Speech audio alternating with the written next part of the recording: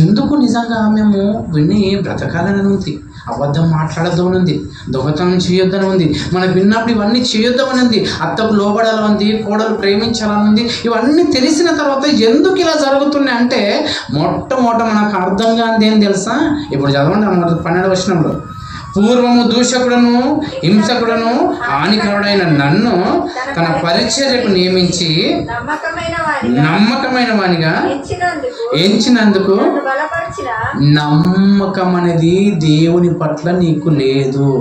నమ్మకం లేదు కాబట్టి నేను దేవుడు బలపరచడం లేదు. అర్థమైందా?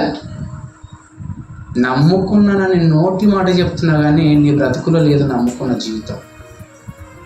ఈరోజు మనం బలపడడం లేదు అంటే ఎందుకు చెప్పండి ఒకసారి?